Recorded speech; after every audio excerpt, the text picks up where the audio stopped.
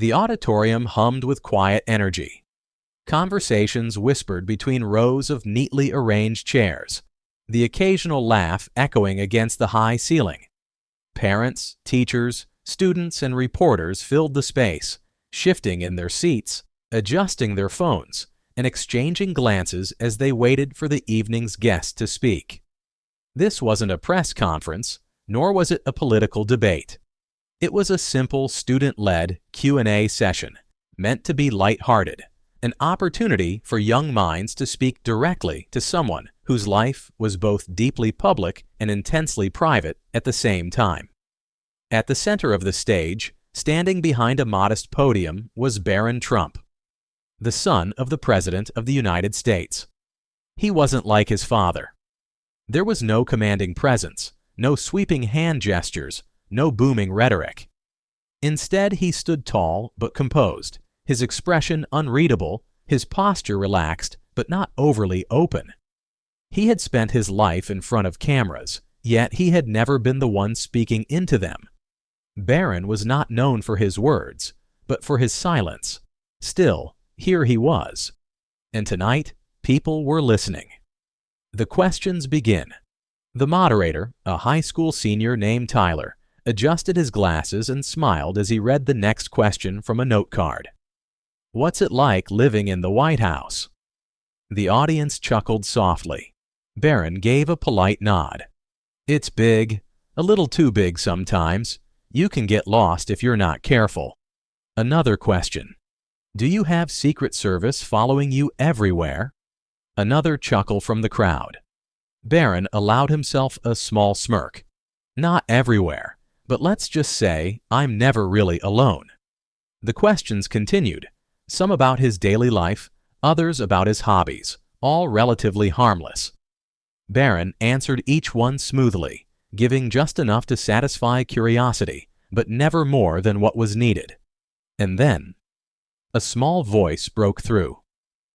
A different kind of question. "Barron?" It wasn't the confident, polished voice of a student reading off a note card. It was softer, hesitant, yet somehow stronger because of it. The microphone stood too high, so a teacher knelt down to lower it. The crowd chuckled gently, some leaning forward in curiosity. Standing there, gripping the hem of her pink dress as though it was the only thing keeping her steady, was a little girl named Sarah. She was younger than the others, perhaps 8, maybe 9 years old. Her big, curious eyes locked onto Barron's, and for the first time that evening, he looked unsure. "I just want to ask." She hesitated, glancing back at her mother, who gave her an encouraging nod. The room fell quiet.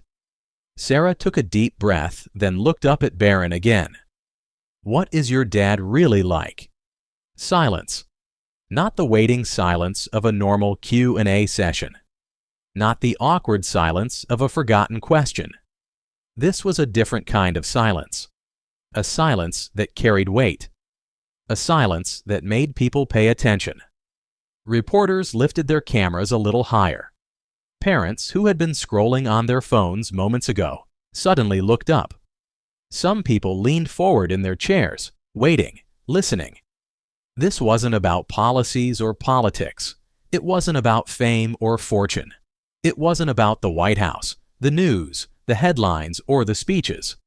This was a son being asked about his father. And for the first time that night, Barron Trump had no immediate answer. At this point, I want to ask you, the viewer, something. If someone asked you this question right now about one of your parents, what is your dad really like? Would you be able to answer? Would you describe how the world sees him? Or would you describe how you see him? Because sometimes those are two very different things. Think about it. And as you do, let's see what Barron says next. For a moment, it was as if the entire room had stopped breathing. The little girl's question still lingered in the air, heavy yet delicate, like a single raindrop before a storm. What is your dad really like? Barron Trump blinked. It wasn't that he hadn't expected questions about his father. He had. Of course he had. It was inevitable. But this question wasn't about the President of the United States. It wasn't about the businessman, the political figure, the man on every news channel, the icon, or the controversy.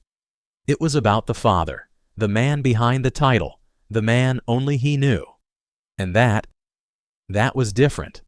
Barron's hands, which had been resting casually at his sides, tensed slightly. Not enough for most people to notice, but enough that he felt it. He glanced toward the audience, where dozens, no, hundreds, of faces stared at him, waiting. There were the students, sitting on the edge of their seats, curious. There were the parents, some exchanging glances, some whispering, some watching with cautious interest.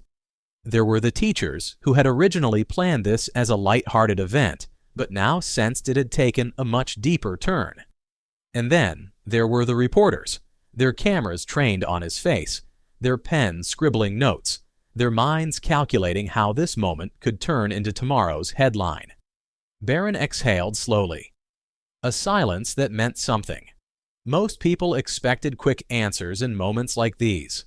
They expected a casual response, maybe something charming and simple like, "Oh, he's great. He's really funny. He works a lot, but he always makes time for us." Something safe. Something that fit into the version of the world they already believed. But Barron didn't answer right away. Instead, he looked down for a second, his fingers tightening into a small, almost imperceptible fist, as if holding something in. Because the truth was, he had never been asked this before, not like this, not by someone who wasn't trying to prove a point, not by someone who wasn't looking for an angle, a headline, or a controversy. Sarah, this little girl in a pink dress, had asked him something with no agenda, no expectations, just honesty. And that made it harder to answer. Because really, how do you answer that question? How do you sum up someone as complicated as your father? Someone who is seen as a hero by some and a villain by others. Someone who is feared, respected, loved, hated, and endlessly talked about, but almost never understood. Someone who is larger than life in the eyes of the world, but to you, is just your dad. How do you put that into words? A look that said, everything. The audience waited. They watched as Barron lifted his gaze back to Sarah, the hesitation in his eyes clearer now. For the first time that evening, he didn't look like the confident, composed figure everyone expected. For the first time, he just looked like a kid who had been asked something he wasn't sure how to answer. A kid who had spent his life in the background, observing rather than speaking, watching rather than being watched. A kid who had seen his father through a different lens than anyone else in this room. Sarah, still standing at the microphone, blinked up at him, waiting. Barron's lips parted as if he was about to speak. But nothing came out. He closed them again. For the first time since the event started, he hesitated. And in that hesitation, the entire auditorium felt different. What would you say? At this moment, I want to ask you something. If you were Barron Trump, standing on that stage, with hundreds of people watching, with reporters waiting to twist your words, with people expecting something perfect, something clever, what would you say? Would you answer quickly, giving them something safe, something easy? Or would you take a moment, like Barron is now, to really think about it? Because when someone asks you, what is your dad really like? They aren't asking for a title, a role, or a reputation. They're asking for the truth. And the truth isn't always easy to say. For a long moment, the silence stretched on. It wasn't uncomfortable, but it was heavy, as if everyone in the room had become trapped in the same unspoken question. Sarah, the little girl in the pink dress, did not move. She didn't shift uncomfortably like some of the adults in the room. She didn't look impatient, waiting for him to respond. She just stood there, waiting, expecting something real. And maybe that was what made it so difficult to answer. Barron Trump had spent his life watching people talk about his father. On television, in the newspapers, on social media, at dinner tables in classrooms, in whispers in the hallways. People who didn't know him still spoke with certainty, as if they had read his mind, as if they had lived inside his skin. To some, he was a hero, a man who fought battles, won victories, and stood against the forces of the world. To others, he was a villain, a man responsible for everything wrong, a symbol of power, controversy, and division. But to Barron, he was something far more complicated. And how do you explain that to a little girl, to a room full of strangers, to an audience who has already decided what they believe? He finally speaks. Barron took a slow breath. Then, finally, he answered, "You know, I've thought about this a lot." His voice wasn't loud, but it was steady. And just like that, the entire room leaned in. People think they know my dad. Some love him, some don't, but very few actually know him. He paused, searching for the right words. And sometimes, I wonder if even I know him the way I should. The room shifted. Something in the air changed. This wasn't the typical answer they were expecting. This wasn't a speech, a prepared response, or a soundbite. This was something different, something real. A childhood memory. Barron took another breath, then continued. When I was younger, I used to wait by the front door at night. He gave a small, almost imperceptible smile, as if he were seeing the memory unfold in his mind. I knew my dad worked late. He always had meetings, calls, things to take care of, and sometimes it felt like he wasn't there as much as I wanted him to be. But I remember one night, really late, maybe past midnight, when he finally came home.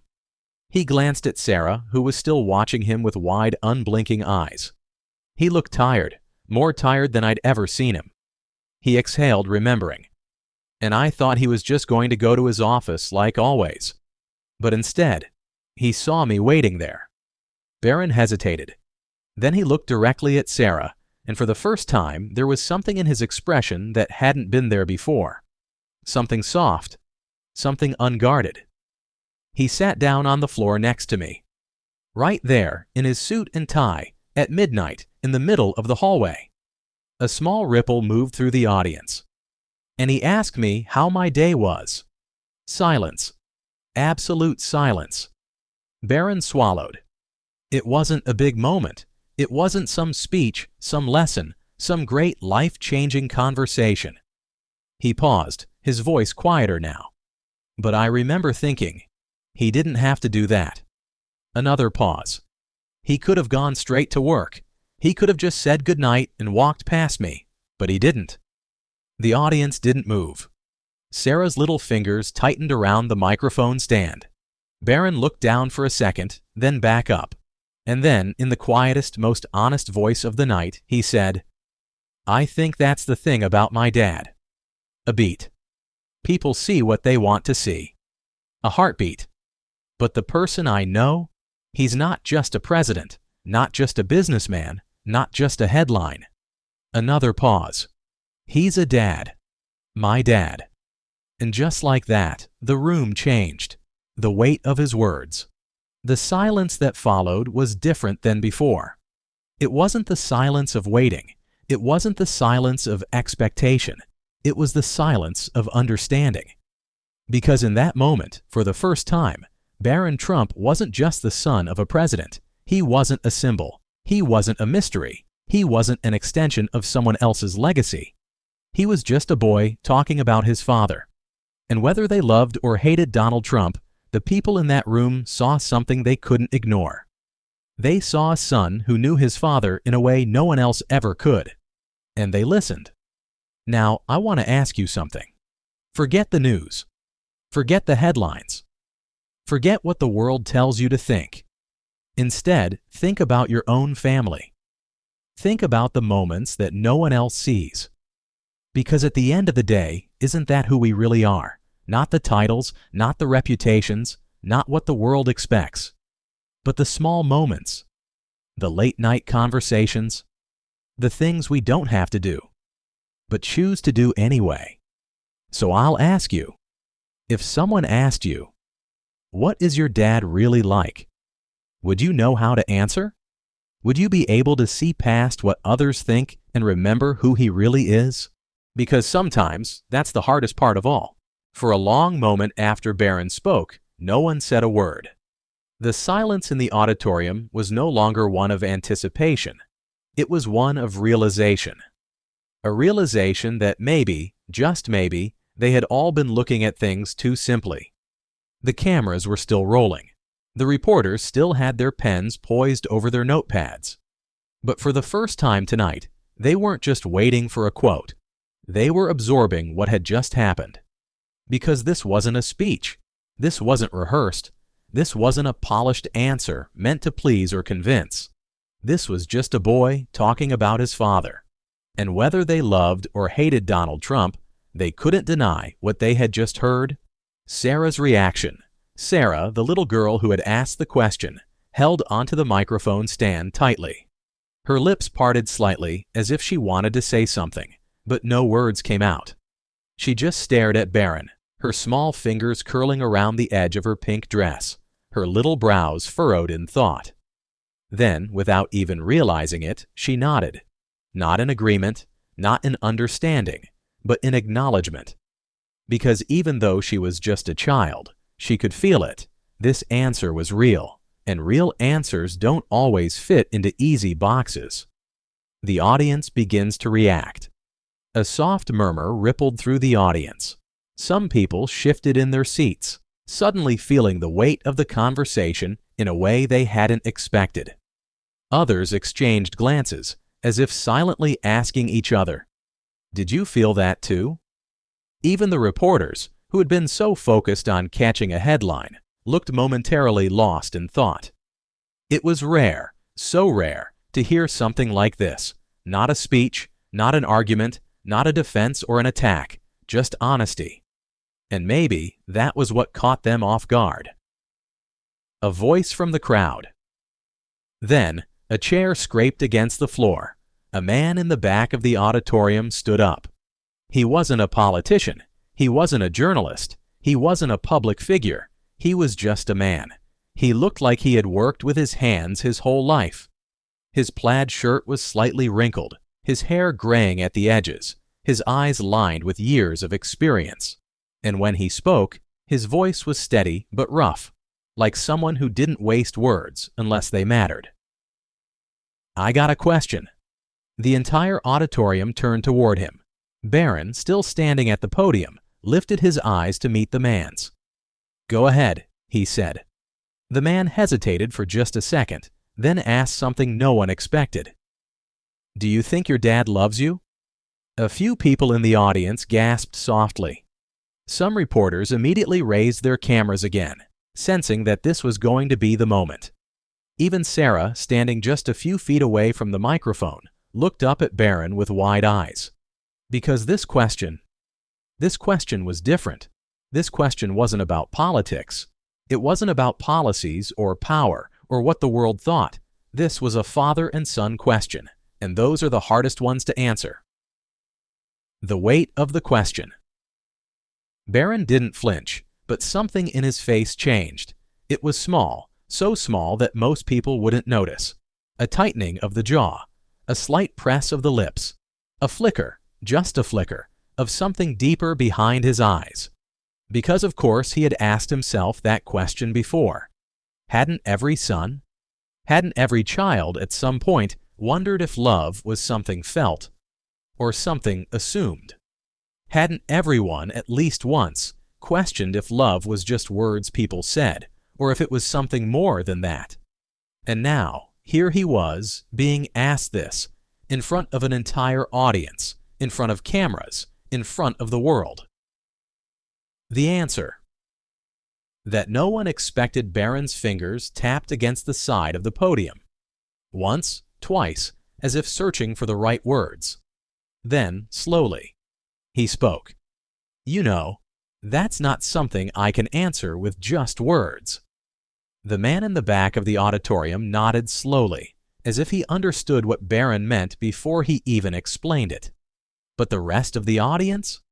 They leaned in closer, waiting. wanting to understand. Barron took another breath. I could tell you yes. I could tell you no. But the truth is, love isn't something you say. It's something you show. His voice didn't waver. And my dad? He doesn't always say it.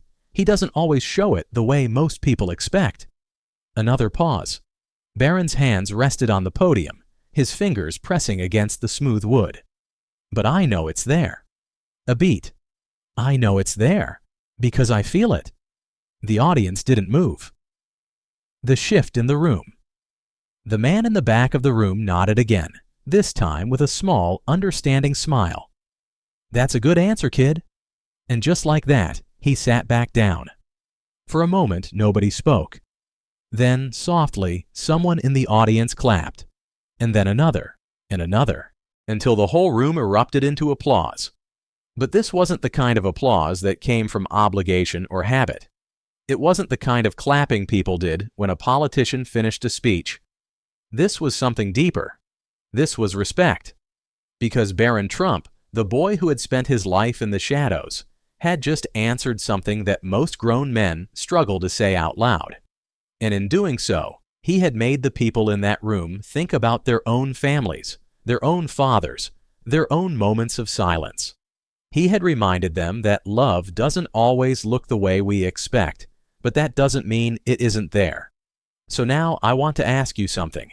If someone asked you, "Do you think your dad loves you?"